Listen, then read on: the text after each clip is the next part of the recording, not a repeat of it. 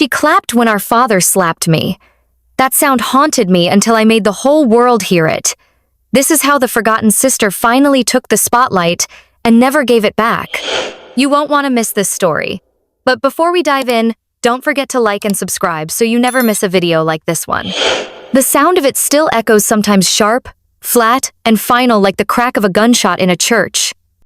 I'm Eliza Carrington, 31 years old, and if you'd asked me 10 years ago who I was, I might have said daughter, sister, maybe even peacemaker. But on that night, in the living room of the house where I learned to tiptoe around emotions like landmines, I became something else entirely: witness, record keeper, and maybe for the first time, someone not afraid to name what happened. I had barely stepped through the door of my childhood home, the one with the ivy-choked mailbox and the creaky screen that never shut right before it started. They said this gathering was for me a welcome home dinner after 4 years of distance and silence, roast chicken and sweet tea laid out like a bribe on the table.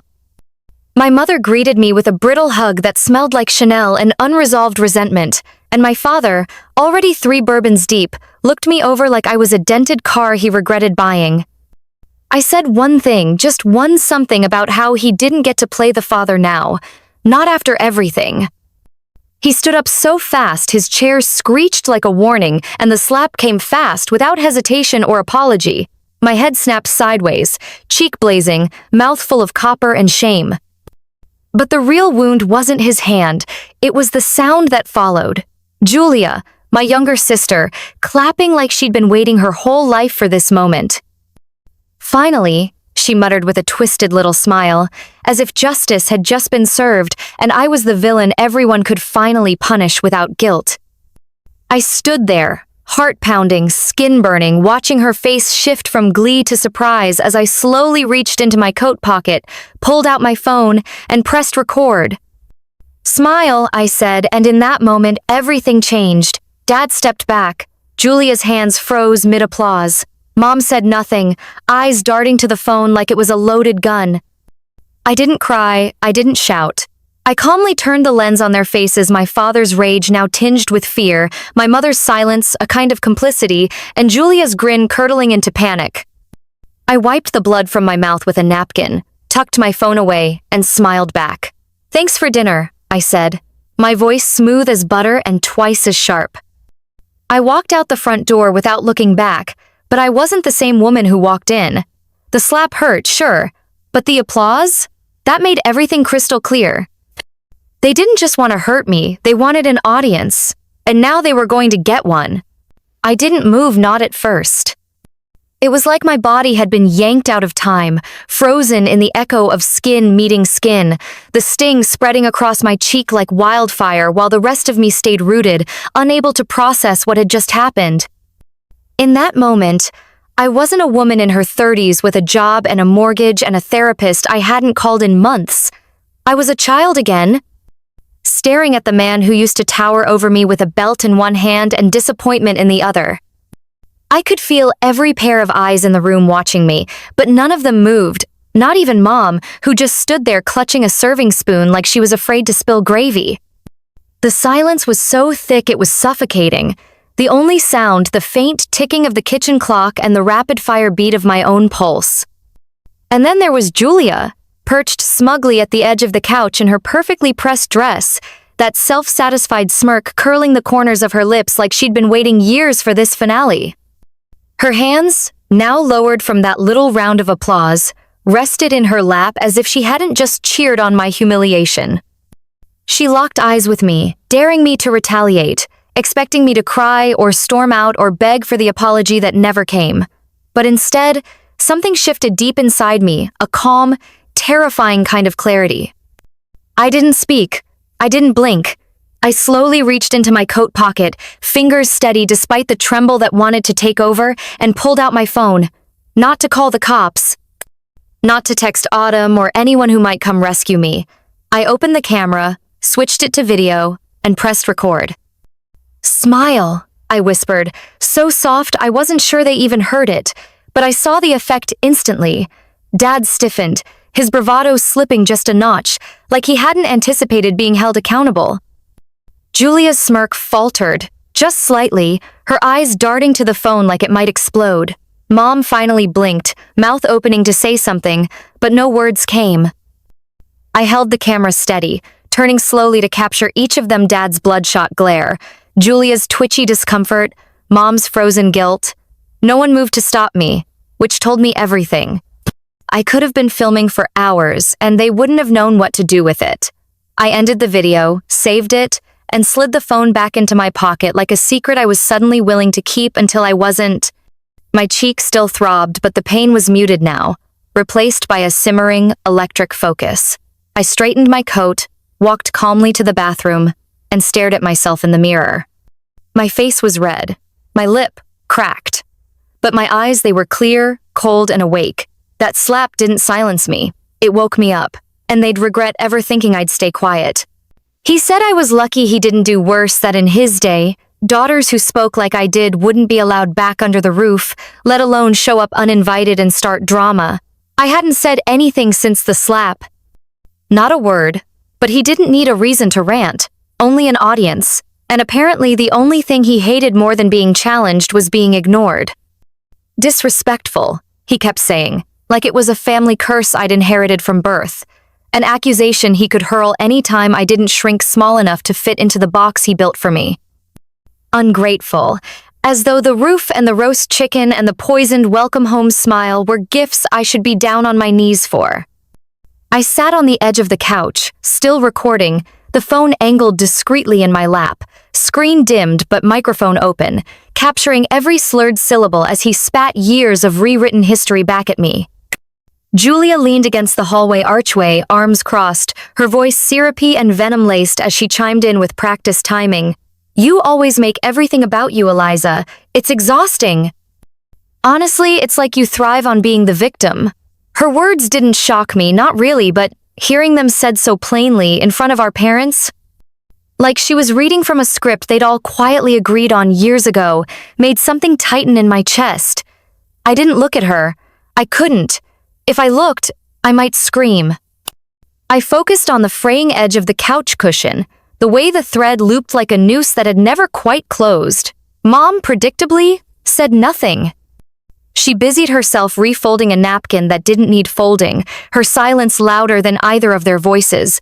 No one asked why I hadn't come home in years. No one asked what it cost me to step through that door again.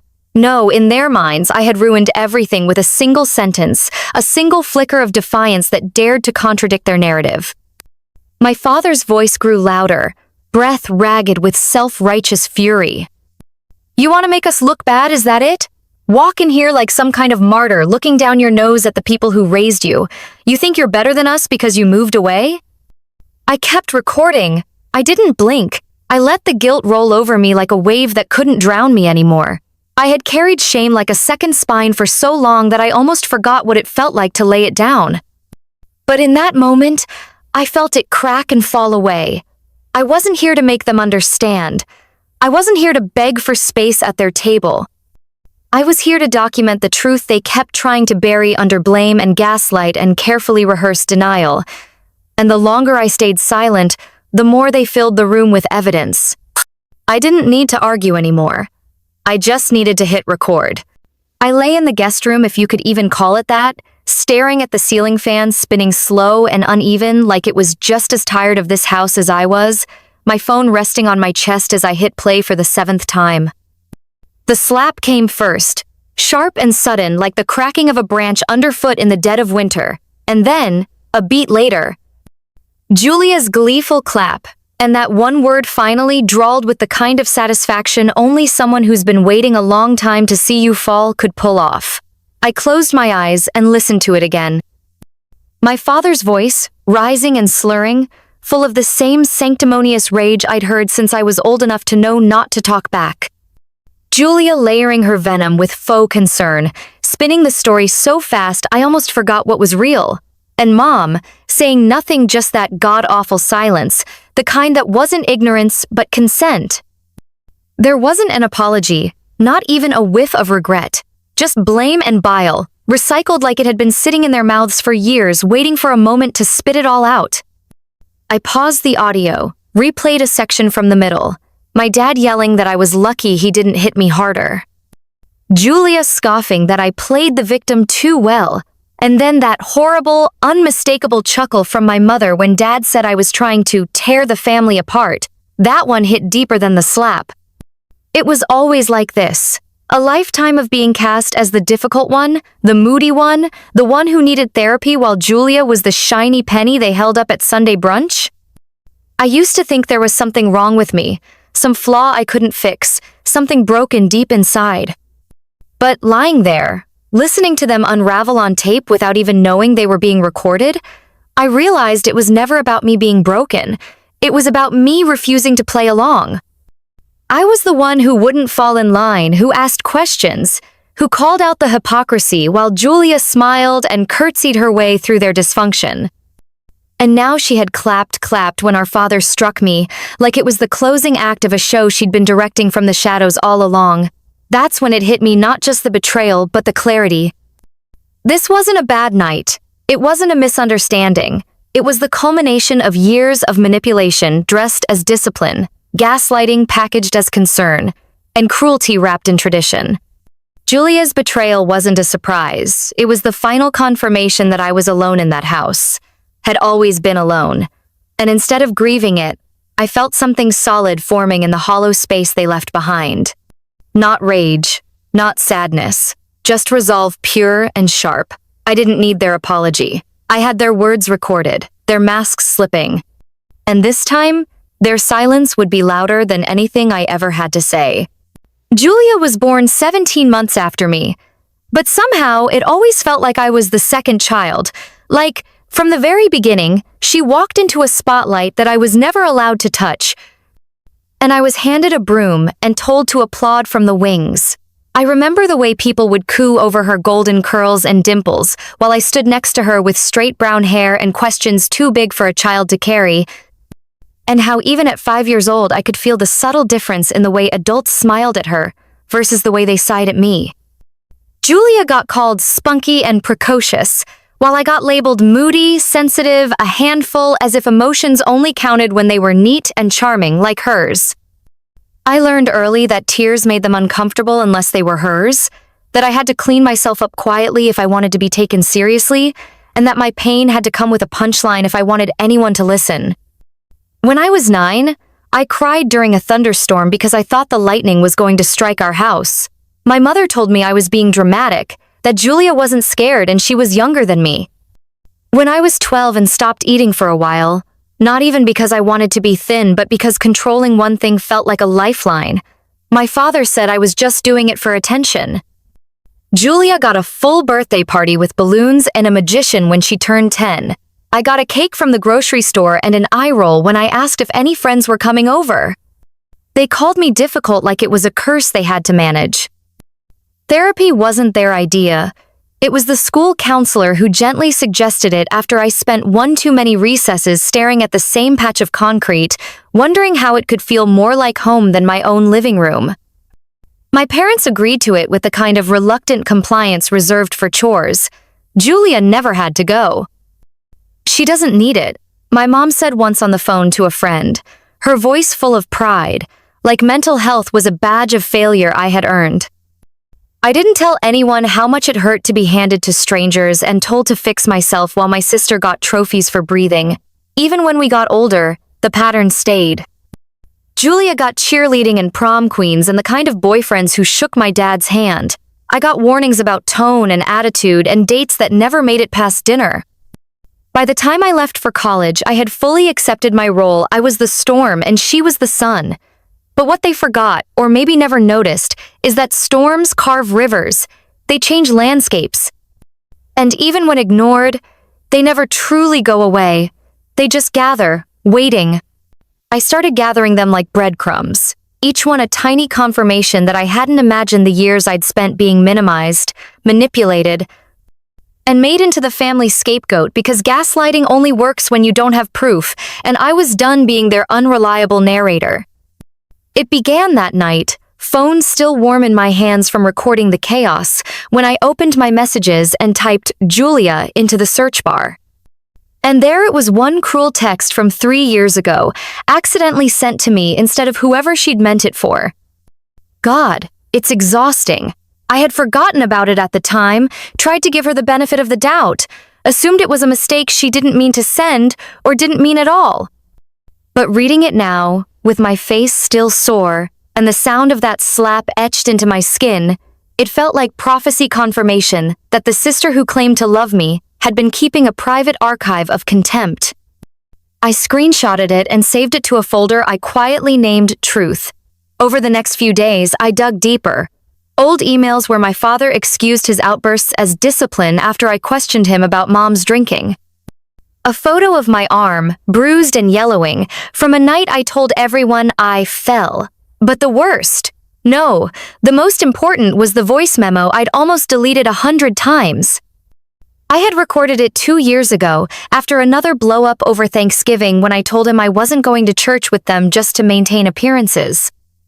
He cornered me in the hallway, ranting, spitting, and eventually, without meaning to, he said it, "You think I care if I hit you again? You're not a child anymore. Who's gonna believe you now?" I had been holding my phone at the time, recording for the voice-to-text notes I used for therapy. I'd forgotten it was on. But now, listening to it, the tremble in his voice, the fury laced with fear, it was gold, undeniable. I exported it, saved it to the same folder. They'd always relied on shame to keep me quiet, on the idea that I'd never want to open the door wide enough for anyone else to see what lived behind it. But now I wanted the door off its hinges. Every screenshot, every voice clip, every disjointed fragment of truth I'd tucked away over the years became part of a mosaic I hadn't known I was building. I wasn't sure yet what I would do with it or who needed to see it, but for the first time I felt power humming under my skin. Not rage, not revenge. Just the quiet, steady hum of finally being able to prove what I'd spent a lifetime being told wasn't real. My whole life I was told to let it go. But now that I'd gathered the proof, I couldn't wait to hold it up to the light. It was past midnight when I finally posted it, just a 7-second audio clip. Nothing visual, no names, no context, just the sickening crack of skin against skin, followed by a pause, and then my sister's laughter, low and gleeful, like it was the punchline to a joke only she found funny. I didn't overthink it. I didn't even caption it with a story, just typed, "When family shows you who they are." Believe them. And set the account to private, using an old username I'd once made to follow art tutorials, no profile picture, no real name. I didn't want revenge. Not yet. I just wanted to know if anyone else had ever heard that sound and felt the world fall out from under them. Within an hour, it had 5,000 plays. By morning, 50,000. By the end of the day, it had cracked 1 million. And the comments, God, the comments they poured in like a dam had broken. This made my stomach drop. My dad did this too, and no one said a word. I heard the laugh and had a panic attack. My sister used to do the same thing. How is something this short so devastating? Every one of them chipped away at the stone I'd been carrying in my chest, not just because people believed it was real, but because they knew without seeing faces or reading names, they knew what it was to live under the weight of someone else's denial. I watched in awe as others started stitching their own stories to it, sharing videos of silent dinners, staged smiles, therapy breakthroughs, tear-streaked journal entries. Someone commented, "Whoever posted this just validated 1 million childhoods." And for the first time in my life, I felt seen, not in the performative way Julia always was, not because someone told me to smile or fixed my hair before a photo, but because someone looked at the ugliest moment of my life and said, "Me too." I didn't tell anyone it was me. I didn't need to. It wasn't about them recognizing my voice. It was about reclaiming the sound of that moment before it had the chance to calcify into shame. I checked the video's reach obsessively, not for clout, but like someone watching a wound finally start to scab over. Fascinated by the idea that healing could happen out loud. People were tagging each other, siblings and cousins and even therapists, using the clip as a flashlight to illuminate the quiet corners no one wanted to talk about. And still, no one in my family knew. They weren't the kind of people who used TikTok. They'd never imagined that one of their own had dropped a match into the powder keg they spent years pretending wasn't real. But I knew. And suddenly, I wasn't just the forgotten sister with the scarred childhood. I was a voice, however anonymous, saying what I'd waited decades to say. I remember everything. And I'm not scared to let the world hear it. It didn't take long. 2 days after the video passed 5 million views and started circulating on other platforms, I woke up to a text from Julia at 7:12 a.m. A time she usually reserved for posting filtered gym selfies and inspirational quotes she didn't live by. "Hey, can we talk?" That was all it said at first. Like we were old friends navigating a simple misunderstanding instead of sisters separated by a decade of buried resentment and one brutal, public truth. I didn't reply. I just stared at the message, heart hammering not from fear but from the weird, sour satisfaction of knowing she had finally seen it, finally heard herself laugh in the moment she thought would stay safely forgotten. 10 minutes later came another ping. I saw something online and I think it might be about us. If it was, I just want to say I'm sorry if it came off wrong. I didn't mean it the way it sounded. As if applause had a second meaning. As if that particular brand of cruelty could be misinterpreted. I imagined her, bleary-eyed in bed, scrolling through the comments and stitching together the realization, maybe from a friend who tagged her, maybe from her own guilt that her voice, so distinct and sharp, had been heard by millions and recognized by more than she'd like to admit. The next message was longer, more desperate, trying to couch her panic in faux concern. "Eliza, if you're the one who posted that clip, I really think we should talk. That wasn't the whole story. You know how tense things were that night. Dad was drinking. Emotions were high. I didn't mean to make things worse. I was caught off guard. You know I've always loved you. I read it once." Then again, slower this time, catching all the usual deflections. Tension, alcohol, misunderstanding, the tired script of someone trying to rewrite history now that it was inconvenient. I didn't respond. I took a screenshot, and then another of her initial message. And the next, when she tried again that evening with, "I think we should be careful. This could really hurt Dad's career if people make the wrong assumptions." The wrong assumptions. Not what he did. Not what we said. But how it would look. How it might reflect. How it might damage the carefully airbrushed image of our family. That was always Julia's real fear, not the truth, but the exposure. I scrolled through the messages like museum artifacts, each one a perfect example of her specialty, performative empathy dressed in thinly veiled threat. I added them to the folder titled Truth and felt nothing but calm. No anger, no pity, no urge to explain myself. Because what I knew now, without question, was that her concern wasn't about me. It was about her name being whispered in corners she couldn't control. And for once, she was the one without a script. I didn't plan to post the video, I really didn't. But after reading Julia's 4th message that week, some long-winded monologue about protecting the family name and keeping things in-house, something in me cracked wide open, and I realized that silence was just another room they wanted to lock me in. So I chose the quietest, coldest clip I had. My father's voice, calm and controlled, telling me he didn't care if he hit me again because no one would believe you now.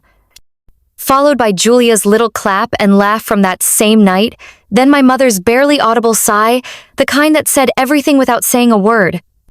I kept the video short, just 20 seconds. No faces, just voices and shadows in the background. But anyone who knew us could tell. Anyone who had ever been in our house, sat at that table, heard the way my father's voice dropped when he was about to humiliate someone, would recognize every syllable.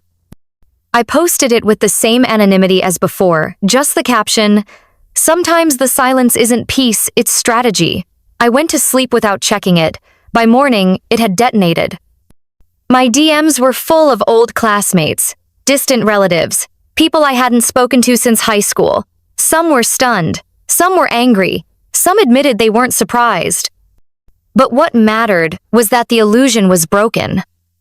The Carringtons, the family with the pristine lawn, the charitable donations, the holiday cards with matching sweaters, were now the subject of whispered texts and side eyes in church pews. And it didn't take long for it to reach them. My mother called first. I didn't answer. Then came a voicemail from my father, tight-lipped and livid, threatening lawyers and lawsuits and accusing me of manipulating footage to defame your own family. I listened to it twice and then saved it under the same folder where I'd archived every other piece of evidence. Julia didn't message me again. She didn't have to. The implosion had already started. I wasn't trying to go viral, I was trying to be believed. But when your whole identity has been built on a lie, truth becomes its own kind of explosion. Church friends started unfollowing Julia's wellness blog. My mother's bridge club canceled a gathering at their house. My father's law firm, the one with the cheesy, trusted since 1983 slogan, quietly removed his bio from the homepage. No one said anything to me directly, but I saw the impact like footprints in snow. For the first time, they couldn't control the narrative, couldn't sit around the dinner table and decide how the story would be told. I had taken it back. And while they scrambled for damage control, all I felt was a strange, haunting relief because the mask had finally slipped and the world had seen what lived beneath. I didn't need their apologies anymore. I had the truth, and I had an audience. That was more than they'd ever given me. It landed in my inbox just after midnight, like a ghost that had finally grown tired of haunting the edges and decided to knock directly subject line, "Please read."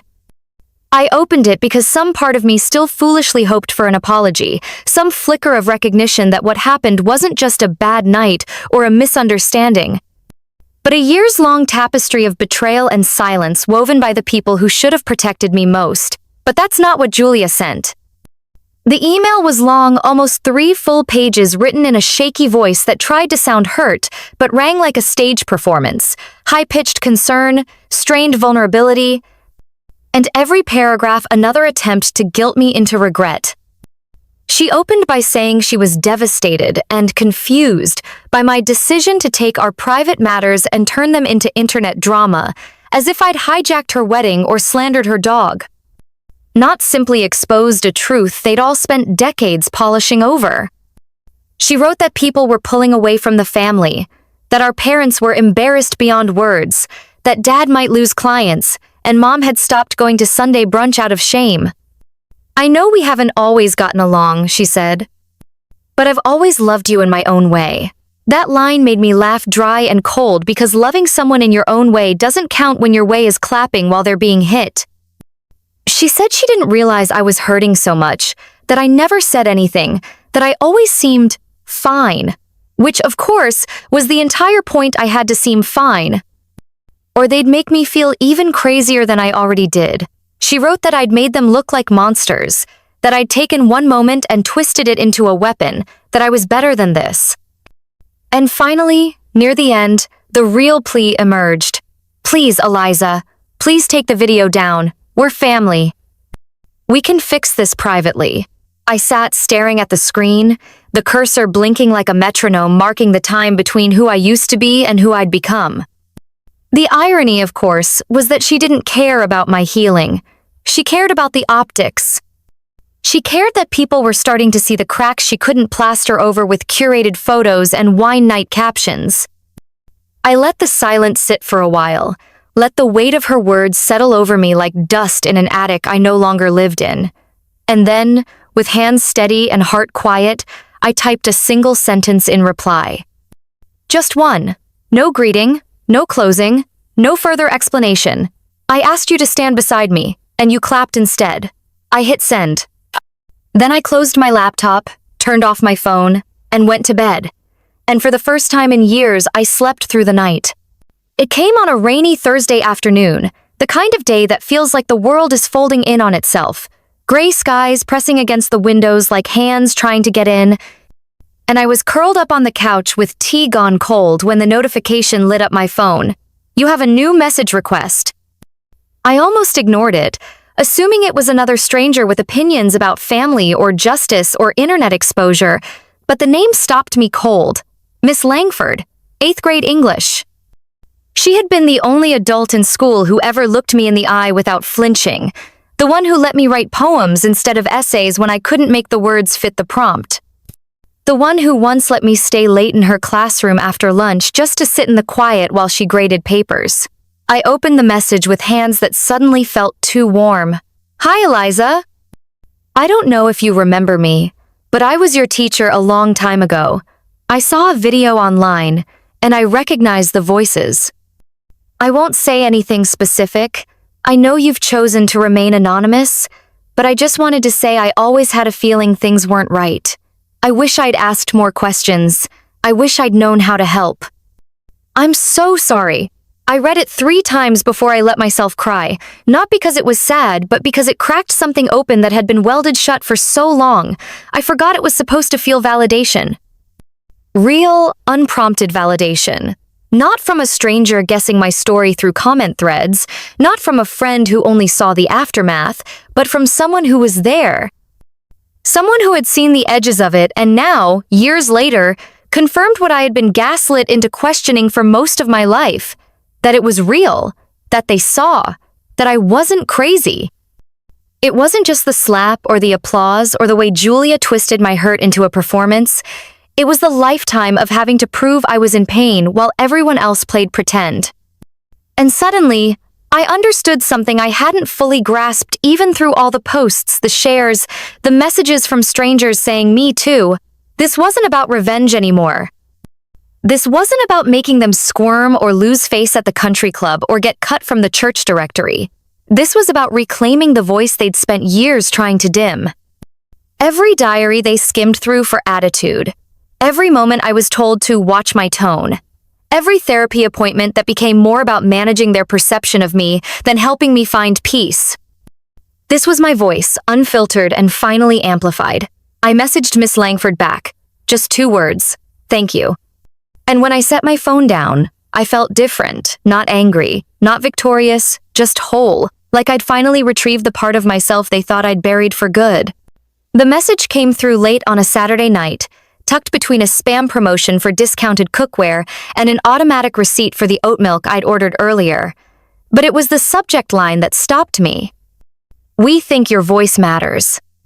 At first, I assumed it was clickbait, some shallow influencer campaign or bot-generated trap, but when I opened it and saw the name of the podcast Unmothered and Unmasked, my chest tightened. I knew it. Everyone knew it. The host, Karina Monroe, had built a reputation for peeling back the polite facades of generational trauma and holding space for the kind of stories most people only whispered about in therapy, if ever. Her voice was calm, measured, and deeply human, and her episodes had helped me survive some of the loneliest nights when I needed to hear someone say, "No, you're not imagining this."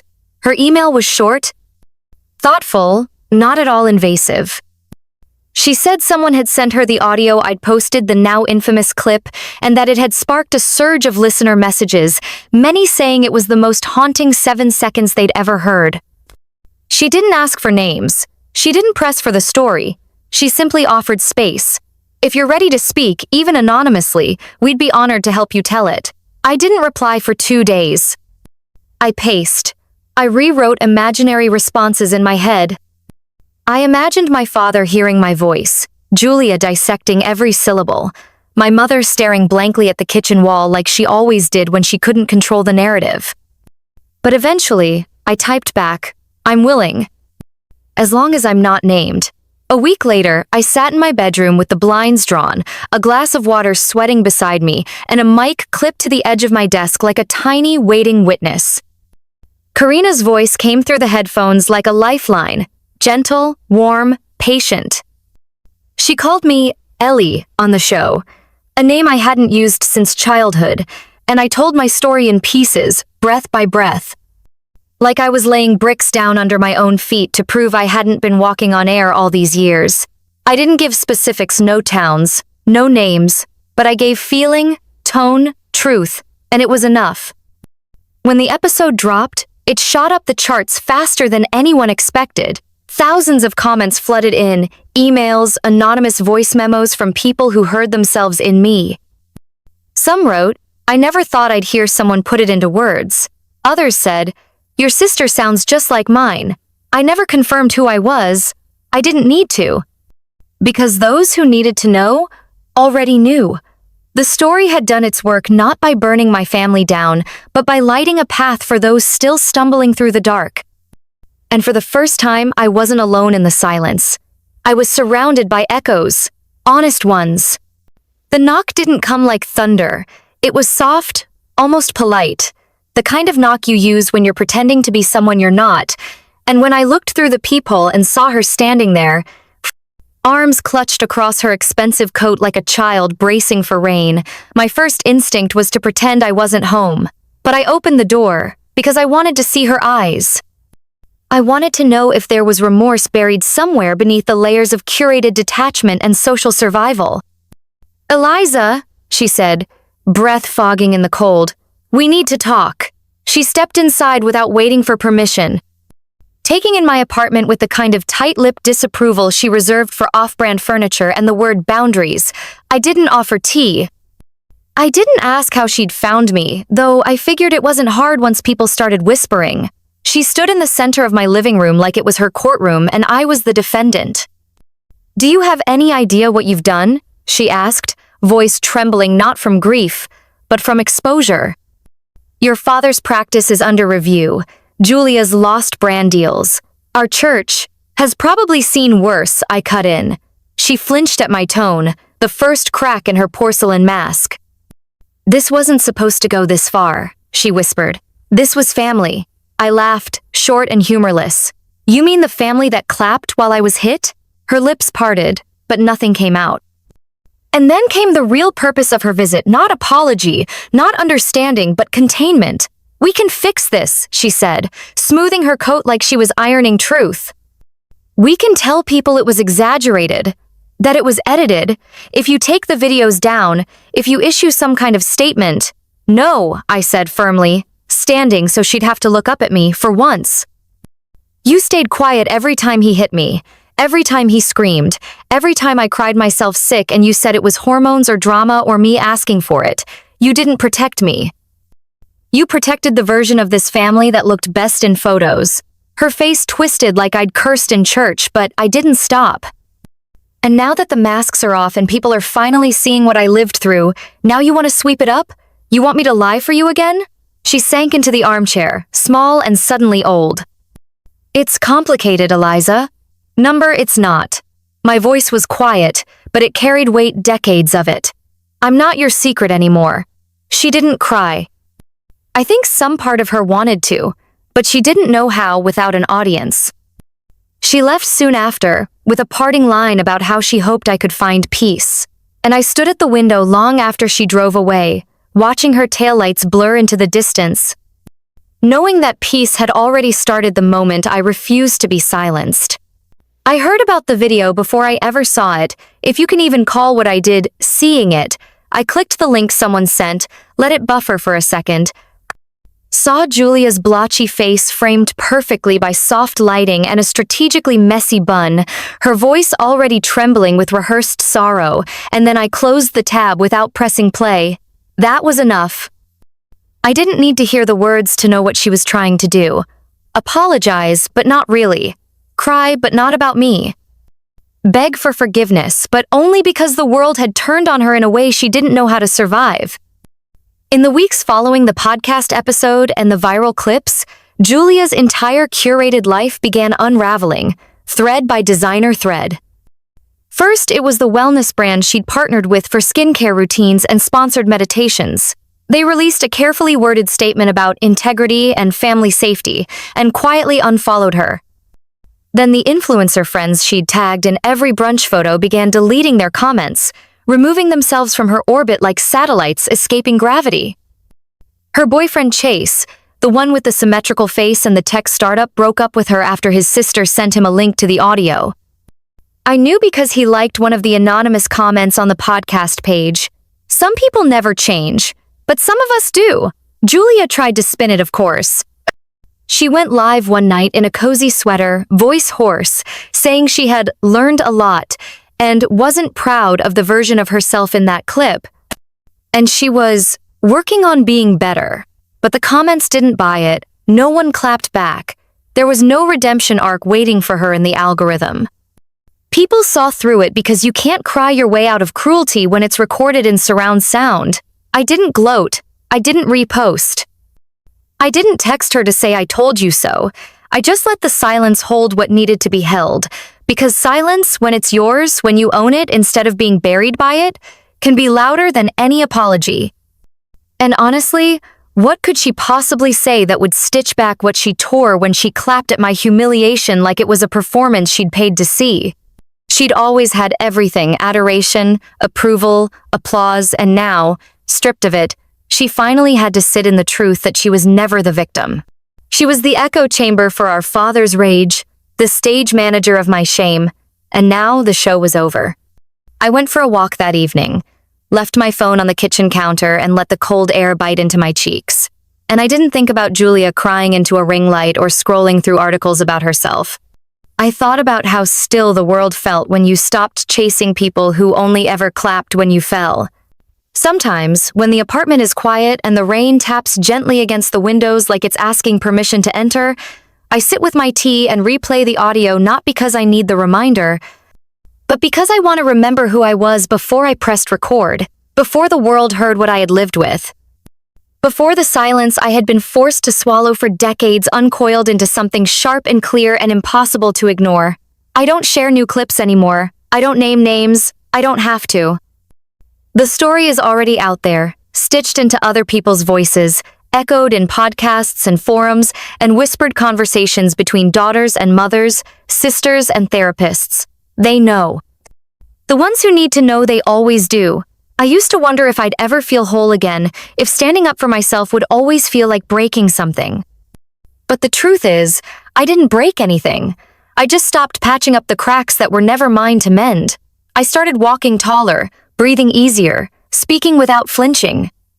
And slowly, people began reaching out not to congratulate, but to confess. They'd send voice notes, emails, handwritten letters even, all saying the same thing. You made me feel like I wasn't crazy.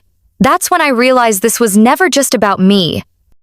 My voice, once the smallest thing in any room, had somehow stretched its arms and made space for others. There's a woman in Ohio who left her narcissistic mother after hearing my interview. A high school girl in Toronto who played the audio in class when her teacher asked for a project on power. A man in his 40s who said he cried listening to it in his car because no one had ever described his childhood that way, and he didn't know how badly he needed the words. That slap, the one meant to shut me up, has become an anthem, not of violence, but of defiance, of surviving, of refusing to sit quietly while someone else controls the story. I still walk past mirrors and half expect to see the old version of myself, the one who smiled too wide, laughed too fast, made herself small in rooms that didn't deserve her presence. But now I see her standing taller, not invincible, not untouchable, but free, and that's enough. I never got an apology. I never needed one. Because their silence, once used to control me, now feels like permission. Permission to move on, to speak out, to create a life not built on fear or family performance. When people ask if I regret sharing it, I tell them this. If a single person finds their voice because I stopped hiding mine, then everything that fell apart did so for the right reason. Because the voice they tried to erase became the one that helped 1,000 others find their own. And that, finally, is the loudest sound I've ever made.